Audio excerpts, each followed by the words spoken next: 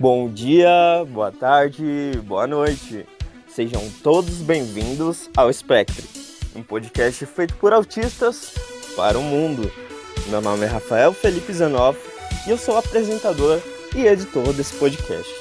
E no nosso episódio de número 16, nós responderemos algumas dúvidas suas, as dúvidas dos inscritos, de familiares, de autistas, perguntando sobre o autismo e como nós vemos algumas coisas. E como nós nos prolongamos bastante, né? Deu quase 1h40 de gravações, nós optamos por dividir o episódio em duas partes. O episódio está bem interessante, nós falamos sobre temas diversos e interagimos bastante. Então eu acho que vocês vão gostar. Se você tiver alguma dúvida diferente, você sempre pode mandar, né? Nas nossas redes sociais e no contato que eu sempre deixo na descrição. E se você tiver interesse em participar do podcast, é só entrar em contato conosco. Então sigam nossas redes sociais, como sempre. Se inscrevam no nosso canal, curtam, compartilhem, comentem. Porque assim você estará nos ajudando bastante.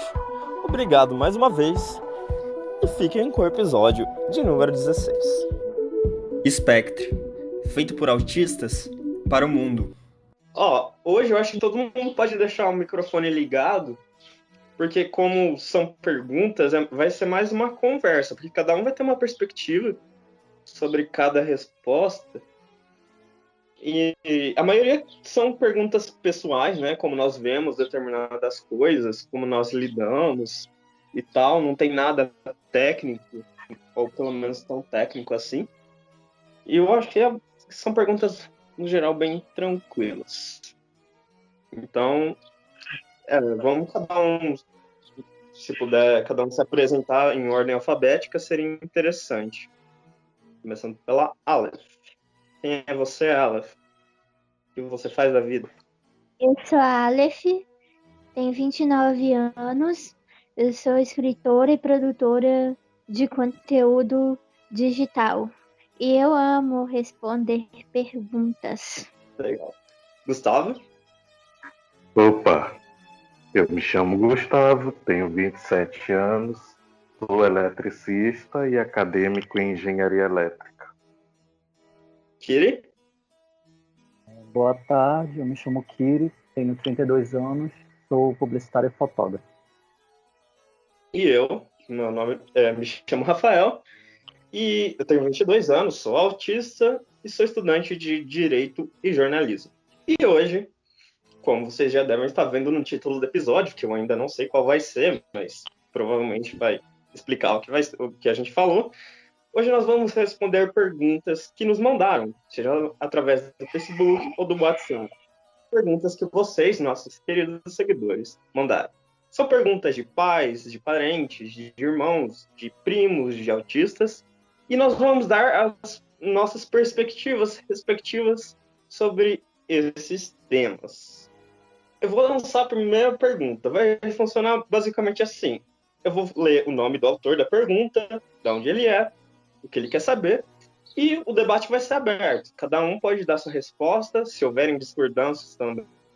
E vai ser assim, não vai ter tempo de resposta nem nada, porque ninguém está se candidatando a nenhum cargo. Então vamos lá. A primeira pergunta vem do Recife. A pergunta foi feita por Eduardo Ribeiro, que é pai do Lucas, uma criança no espectro. E a pergunta é a seguinte: como nós, autistas, vemos as pessoas, entre aspas, normais, os neurotípicos? Como a gente enxerga os neurotípicos? E aí? O que vocês acham? Como vocês veem?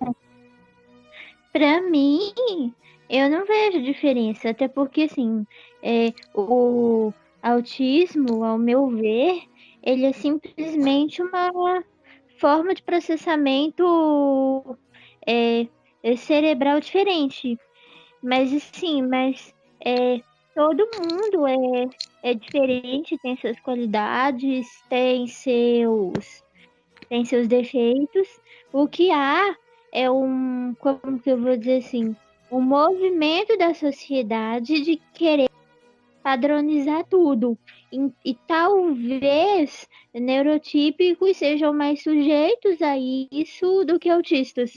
Mas isso não é regra, porque eu conheço muitos autistas que se acomodam aos padrões sociais e muitos neurotípicos, principalmente os cristãos, uma vez que esse é um mandamento, que não se acomodam aos padrões sociais. Então, independente de como que a gente nasce, o que determina a nossa vida em grande parte é a nossa escolha. Então, por isso que acredito que tanto faz autista ou neurotípico. Cada um deve procurar fazer as melhores escolhas. Esse é meu ponto de vista. Eu também concordo. Eu acho que essa história de falar nós e eles, separar autistas e neurotípicos como se fossem opostas, sei lá, eu acho muito perigoso e discriminatório, né? Eu acho que todo mundo pertence à mesma raça e, sei lá, eu não vejo tão diferente. Óbvio que se eu conhecer um autista e conversar com um, talvez eu encontre mais semelhanças no modo de vida, no modo como enxerga as coisas. Mas, sei lá, minha mãe é neurotípica e eu convivo com ela tão bem quanto eu convivo com um autista. Na verdade, até melhor. Então, para mim, não tem uma diferença tão clara entre como eu vou lidar com uma pessoa sendo autista ou não. Então, para mim, eu acho que é indiferente. Sei lá. Só mudar essa palavra normal, né? Que ela é uma palavra meio perigosa também. Mudar para comum, no caso, né? Porque os neurotípicos, eles são considerados o comportamento, né? Ou a questão neurológica padrão, né? Mas não seria normal, seria só o comum, o padrão. Né? Então, assim, eu também concordo com vocês, não vejo diferença. Claro, assim, se eu conversar com uma pessoa, né, de forma mais profunda, por mais tempo, eu vou começar a perceber algumas diferenças, mas é mais na questão de precisar de suporte, né? Então eu vou perceber que talvez a pessoa não sinta tanta dificuldade de socialização, né? Eu vou começar a me comparar, né? Vou começar a perceber que ela não tem tanta sensibilidade a estímulos, né? Então é mais uma questão de comparação, assim, mas de acordo com as minhas dificuldades. Mas fora isso, eu também não vejo muita diferença, não. Eu falo com as pessoas, eu interajo com as pessoas sem pensar em se fulano é autista, se fulano é não autista também. É tipo referência, né? No caso da questão do autismo, você vai se sentir mais acolhido no meio autista do que junto com pessoas neurotípicas. Agora, é claro que isso daí não é uma regra, é uma exceção. Isso vai muito pela questão de que a gente sabe que um outro autista, ele provavelmente vai entender muito mais das nossas particularidades e das nossas dificuldades do que uma pessoa neurotípica. Né? É por isso que eu falei que essa diferença que eu vejo é mais nas questões da nossa necessidade de suporte. Né? Como a sociedade ela não foi feita para os autistas, ela tem um padrão que foi feita para os neurotípicos, obviamente nós vamos ter mais dificuldade de enfrentar certas situações do que os neurotípicos. Então a comparação, do meu ponto de vista, vai mais nesse ponto de nível de suporte mesmo. Mas primeiro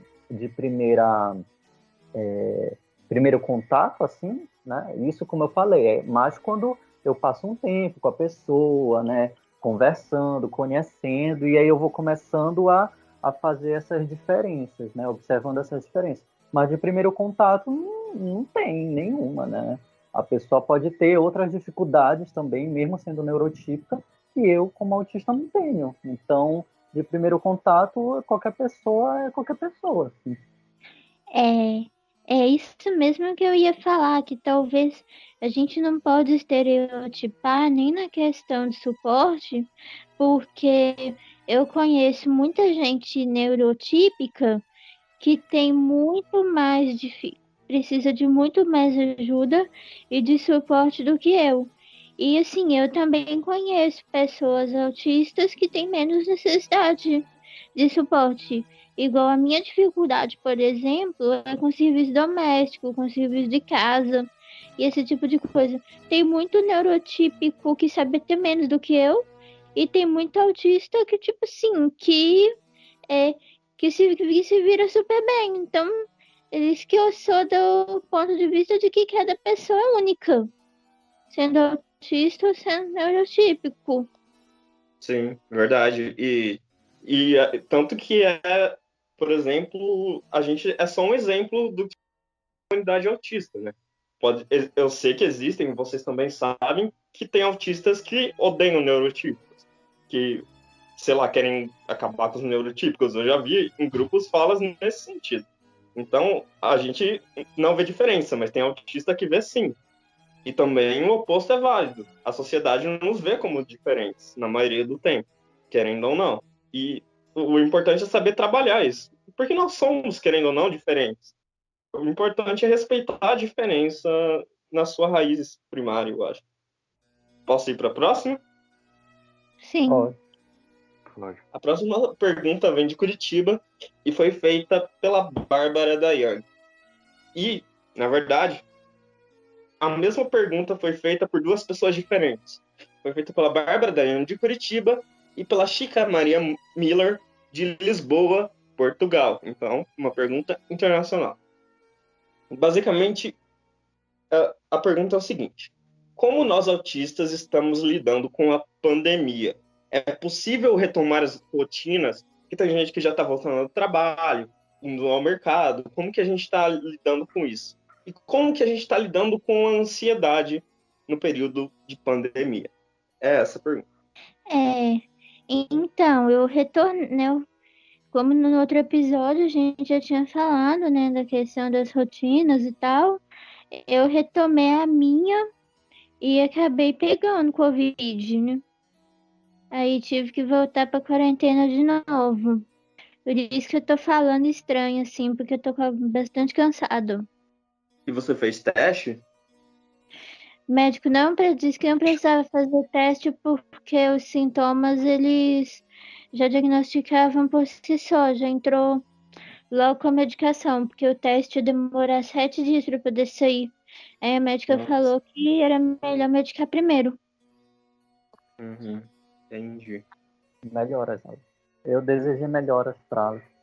Ah, tá. Eu também. Também. Bom, Melhoras, Alan. assim, no início, para mim, foi bem difícil a questão da pandemia, porque eu já tinha todo um planejamento traçado para o ano, né? Tudo assim, na minha cabeça, eu já tinha organizado tudo que eu precisava fazer, tudo que eu queria fazer, né? Tudo que eu ia fazer. Então, quando veio essa questão de pandemia, quarentena, bloqueou uma série de planos meus, né? Muitos eu não consegui fazer, outros foram adiados e outros eu infelizmente precisei adaptar. E isso foi bem difícil para mim, eu fiquei muito estressado no início. Eu não fiquei preocupado tanto com essa questão de pegar a doença e tudo mais. Eu fiquei mais incomodado com a questão de ter mudado mesmo a minha rotina, né, o meu planejamento. Mas com muito controle mental, muita meditação que eu fiz, eu consegui me acalmar mais e consegui organizar uma outra rotina, né? Porque eu precisava de uma rotina para me sentir seguro, de certa forma. Então, depois que eu consegui criar uma nova rotina, para mim foi tranquilo. Aí tudo ficou bem tranquilo. Até porque, na questão, como eu saí menos de casa, isso evitou muito a minha ansiedade, né? Porque a minha ansiedade, ela vem em grande parte ou da mudança de rotina, né? Mas como essa eu já tinha resolvido, a minha ansiedade só vinha da outra parte, que é da sobrecarga sensorial. E grande parte dessa sobrecarga vem quando eu saio de casa, né? E aí, como eu precisei sair muito menos, reduzir bastante, né, por causa da quarentena, então eu fiquei muito menos ansioso. Eu fiquei muito mais tranquilo aqui em casa com a minha nova rotina e não precisei lidar com com esse caos, né, da cidade e esse caos de ensino. Então, para mim, assim, acho que o saldo foi até positivo, na verdade. Pessoalmente, né, claro. A mim, no meu caso, foi bem parecido com o do Kiri. Eu, logo no começo, quando anunciaram a quarentena, eu fiquei muito doente. Eu tive os sintomas da Covid, passei 8 dias doente. E depois disso, eu não fiquei mais com vontade de sair de casa. Assim, eu fiquei. A vontade que eu tinha era só de ficar mesmo deitado. E como a gente não estava podendo sair muito, né,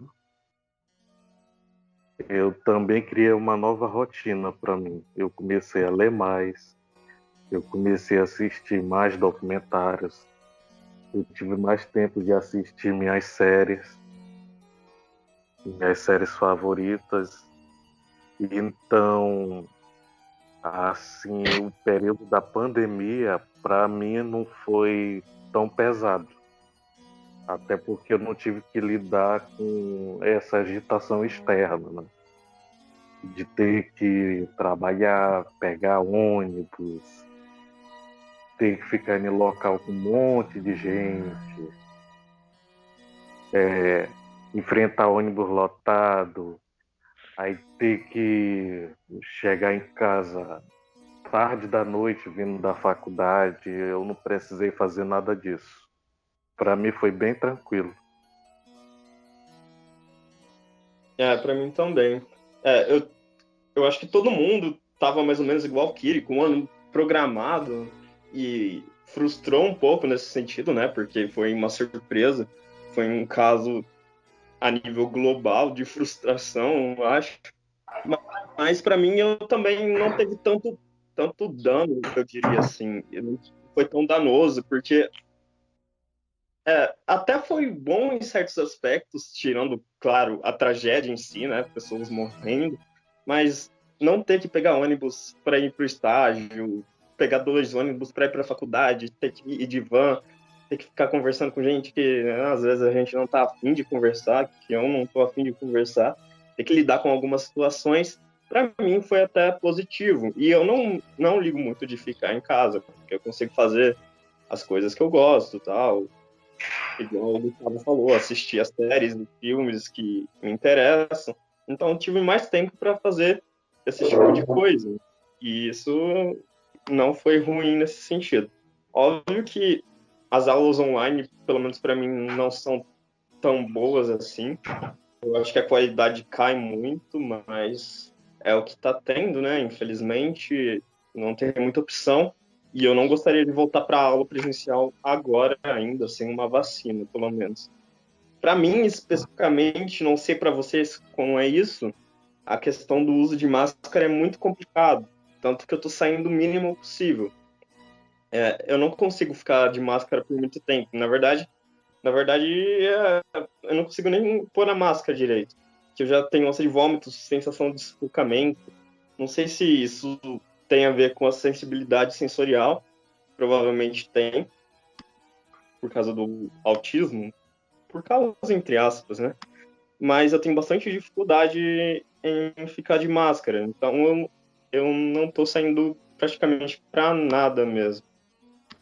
Basicamente tem sido essa a rotina. Tudo eu tenho feito online. Aula de violino, faço online, dou aula de violino online, terapia online, a faculdade online. Então, eu acho que o saldo é até positivo. Foi algo que quebrou expectativas, mas ainda assim tiveram coisas boas decorrentes disso. A questão da máscara diz que é por causa do transtorno de processamento sensorial. Por isso que já tem até lei que no nosso caso não é obrigatório. Sim. Mas o problema é que a gente vai estar exposto, né? A gente não precisa usar, mas e daí? A gente vai se lascar pegando doença? É realmente complicado. Agora, Rafael, uma Uma coisa que a gente pode fazer, né, experimentar vários modelos de máscara e ver qual que a gente se sente melhor. Sim, Uhum. E eu encontrei a minha. Eu, sim. eu particularmente não tive nenhum problema com isso, não.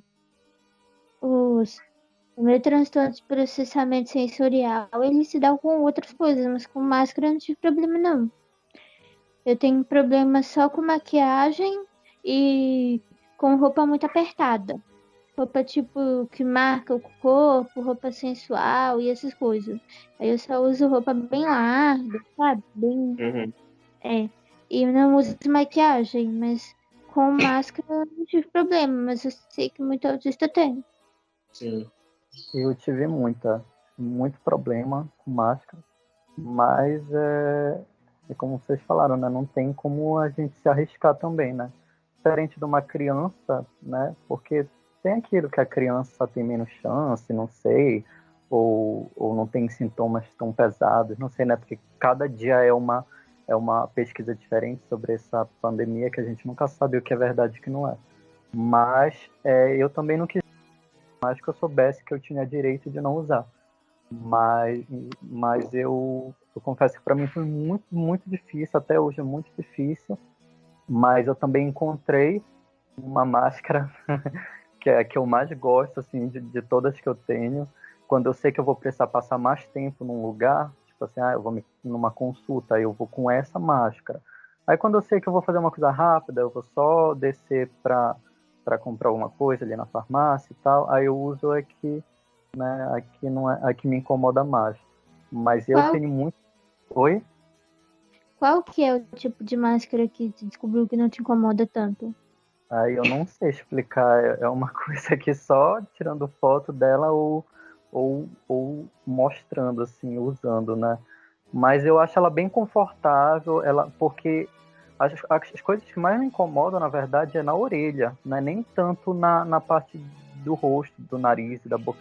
É na orelha que machuca muito, dói muito a minha orelha, aquele elástico, né? Então eu Isso encontrei eu uma ia que não. dizer. Sim, eu encontrei uma que não machuca a minha orelha e que ela não é apertada, ela fica confortável no rosto. Enfim, é a única que eu gostei, assim. Eu uso bastante ela. Mas foi bem difícil para mim, ainda é bem difícil. Eu não gosto de usar mesmo máscara. E a Aleph, já a minha, ela não pega na orelha, eu amarro ela na cabeça mesmo. É Ah, eu sei. tipo, é tipo uma bandana. Ah, legal. Essa é boa também. A minha não pega na orelha de jeito nenhum, porque na orelha não tem condição. O pior é a orelha. Posso ir para a próxima pergunta? Pode. Sim. Ainda é outra pergunta da Bárbara Daiane de Curitiba, e ela pergunta como é pra gente, como é se apresentar para cada um de nós, sabe? Por exemplo, você chega numa situação social que você não conhece a pessoa, e você tem que falar quem você é e tal. Como é para vocês?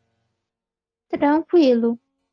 Para mim é bem difícil. Eu não tenho muito o que falar sobre isso, mas eu não sei exatamente o que falar. Parece que sempre fica um clima meio esquisito. Eu sei lá, eu sempre, quando eu tenho que me apresentar para alguém que eu não conheço, que eu não estava planejando, porque, por exemplo, eu vou conhecer.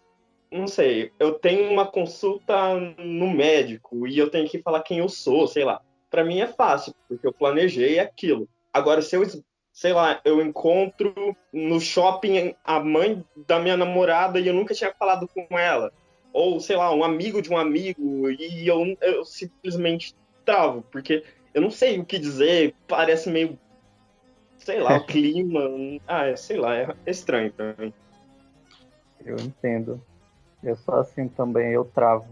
Até poucos anos atrás, eu lembro que uma vez eu estava com um colega e ele estava com uma a chefa dele, do trabalho dele. A gente tava junto e tudo mais, até que ela vira para mim e perguntava o que é que eu fazia. Eu acho que foi isso a pergunta dela.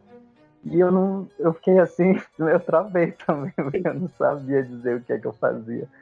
Tipo, assim, por mais que eu sei de certa forma que, quer dizer, eu acho que eu sei, né?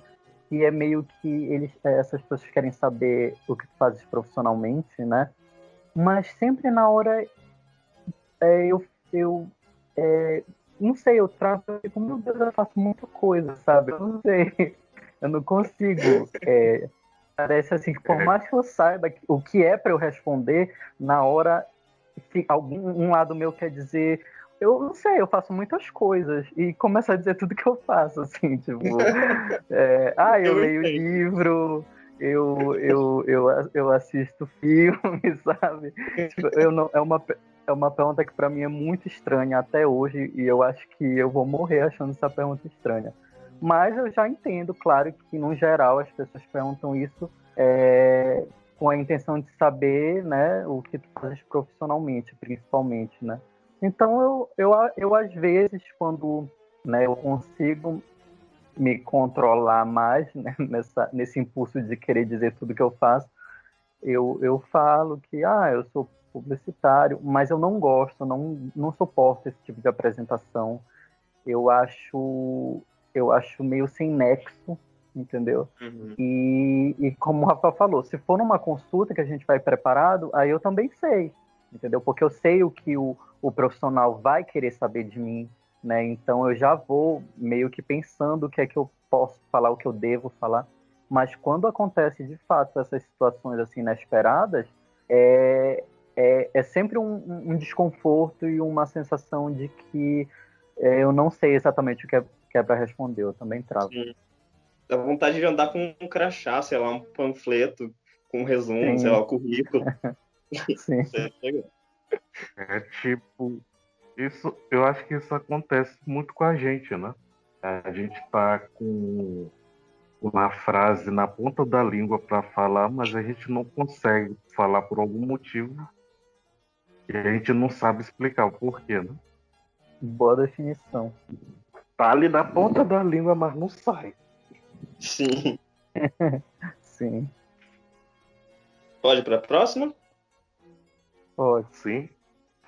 A Alessandra Cristina, de Rolândia, Paraná, pergunta: como é para vocês uma entrevista de emprego? Pânico. É, boa definição. Com certeza, até pros neurotípicos, né? É um bicho de 7 cabeças. Agora imagine pra gente, né? Sim. E vocês costumam falar que vocês são autistas nas entrevistas? Ou não? Eu nunca Não, falei. nunca falei. Porque eu sei que eu já vou ser descartado se eu falar. Então, em entrevista, infelizmente, eu sei que a gente tem que mentir, apesar de eu não conseguir. Eu acho que eu minto muito pouco. Eu deveria mentir mais, mas eu simplesmente não consigo. Parece até que se eu mentir, eu acho que eu vou deixar claro para a pessoa que eu estou mentindo e vai ser pior, entendeu? Eu lembro da minha última experiência de entrevista de emprego, que foi horrível. Eu acho que eu já contei aqui para vocês, mas como essa pergunta caiu, né, eu vou contar essa experiência de novo, que eu já contei.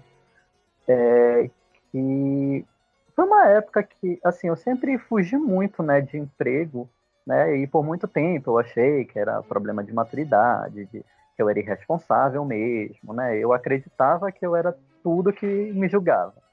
Mas só depois de muito tempo eu fui entender que eram uns medos inconscientes de não conseguir lidar com esse traquejo social, principalmente, né? E com essa questão de adaptação, né? Então o meu problema, tudo que envolve emprego e consequentemente entrevista de emprego, eu tinha uma aversão, né? E só depois que eu fui entender que era por causa disso. Mas teve uma época que não, eu preciso trabalhar, né? E fui procurando emprego em qualquer canto, tudo que eu via eu tentava. Até que eu encontrei uma que era num salão de beleza. Eu não sei nem o que eu iria fazer, mas enfim, eu precisava tentar. E fui tudo mais, um salão bem bonito. Entrei, uma moça me chamou lá pra sala, entrei. Aí a gente começou a conversar, né? E primeiro que eu já acho muito intimidador uma pessoa sentar na minha frente, de frente para mim, numa sala pequena, e foi isso que aconteceu, então eu já fiquei sufocado, assim, só nessa experiência. E aí ela começou a perguntar algumas coisas minhas, algumas aptidões e tudo mais. E teve um momento que eu costumo, quando eu falo muito concentrado alguma coisa, eu costumo não olhar para a pessoa, né? Eu olho para qualquer outro lugar, menos para a pessoa com quem eu estou falando, né? Porque eu preciso me concentrar melhor e se eu olho para a pessoa, eu perco a concentração. Então, como ela me fez uma pergunta e eu tenho o hábito de aprofundar muito, por mais que seja uma pergunta simples, como eu sei que eu estou aprofundando agora, me desculpem. Mas ela fez essa pergunta e, e aí ela percebeu, né, que eu não estava olhando para ela e ela teve uma hora que ela perguntou assim, aí ela comentou alguma coisa que eu por que eu não estava olhando para ela enquanto eu falava, e eu respondi, né, que é porque eu queria dar a melhor resposta, né, eu queria dar uma resposta bem mais próxima que eu realmente pensava, né, mais profunda, e para isso eu preciso me concentrar, e para eu me concentrar, eu olho para outro lugar.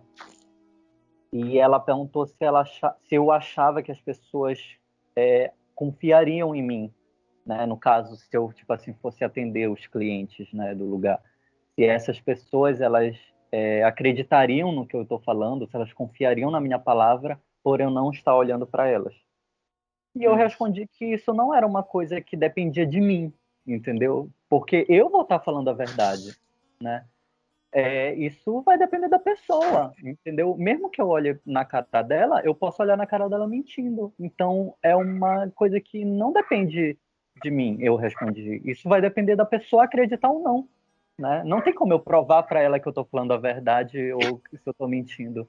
E eu não acho que eu não olhar para ela é sinônimo de que eu não esteja falando a verdade. Né? Muito pelo contrário. Se eu estou não olhando no rosto, é porque, para mim, é a forma onde eu consigo me concentrar melhor. Então, consequentemente, para mim, eu vou dar a melhor resposta possível se eu fizer isso. Né? Só que, obviamente, como ela está acostumada com um padrão de comportamento neurotípico, um padrão de socialização neurotípica, para ela, isso é sinônimo de uma pessoa que mente, isso é sinônimo de uma pessoa que não passa confiança, né? E, consequentemente, ela já me julgou, tipo, como se eu não fosse capaz, não fosse apto a exercer tal função, né? Aí depois ela passou para eu uma espécie de redação para eu fazer, não lembro agora do que foi o tema. E não preciso dizer, né, que eu não fui chamado nem nada, nunca mais entraram em contato comigo, né? E eu também não tenho dúvida alguma que foi muito por esse meu comportamento, né, fora do padrão neurotípico. Então não gosto das entrevistas, mas claro que podem ter outros tipos de entrevista, eu imagino que tenha uma abordagem mais ampla, né? Mas os padrões de entrevistas ainda são muito voltados para o padrão neurotípico, né? Infelizmente é muito desconfortável. Eu imagino, não só comigo, eu já ouvi relatos de outros autistas também falarem que têm dificuldade no emprego e têm dificuldade com entrevistas. Então, é uma coisa que, infelizmente, precisa ser mudada bastante. Então, eu particularmente sempre gostei de entrevista. Cada entrevista sempre foi uma motivação a mais para mim.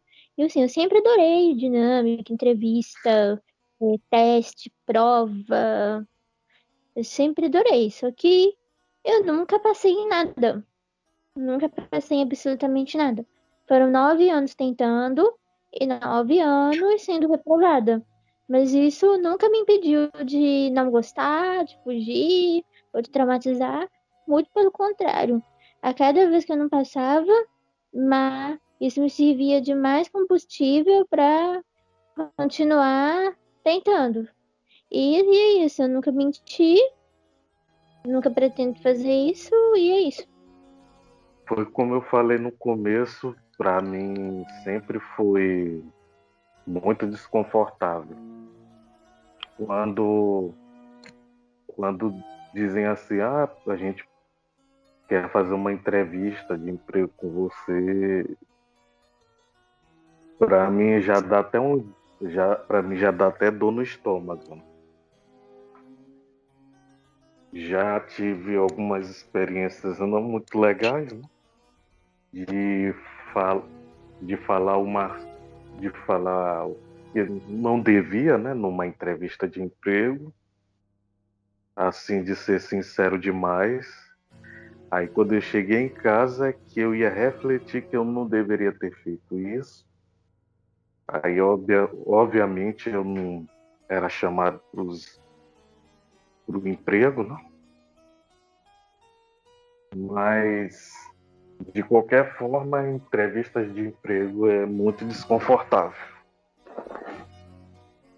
Uhum. É um dos piores desafios, assim, para uma pessoa que quer ingressar no mercado de trabalho. A pior parte é a pior área do mercado de trabalho é essa, para mim, é a entrevista.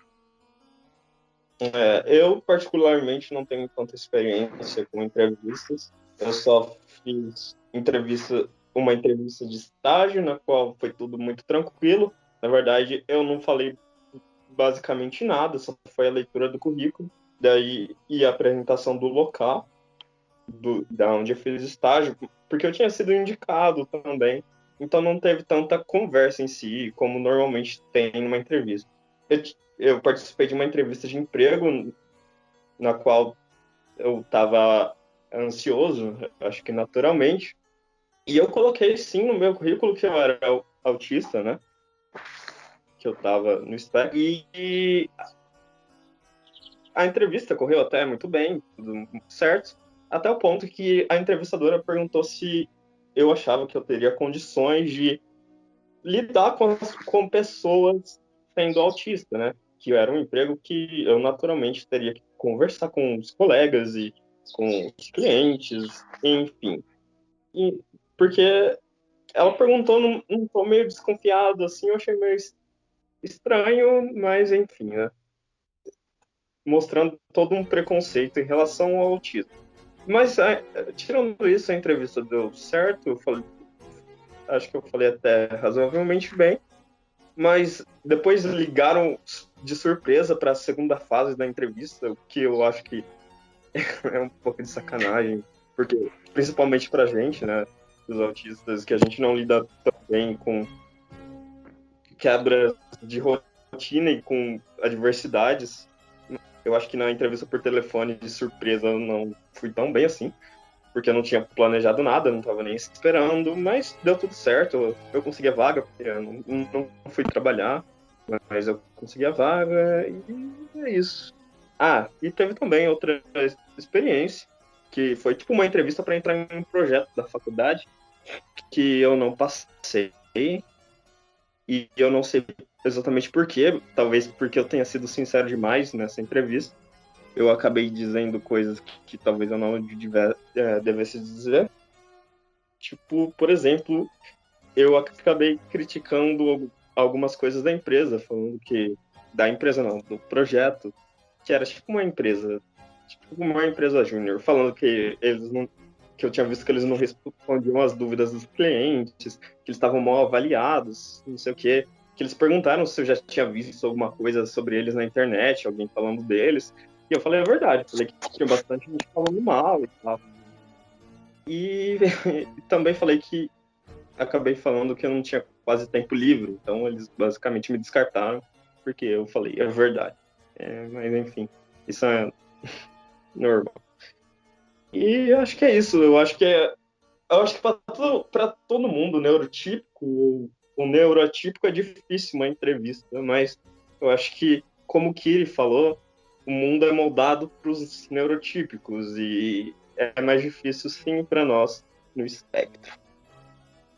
Agora, a próxima pergunta é da Aparecida Potente de Embu-Guaçu.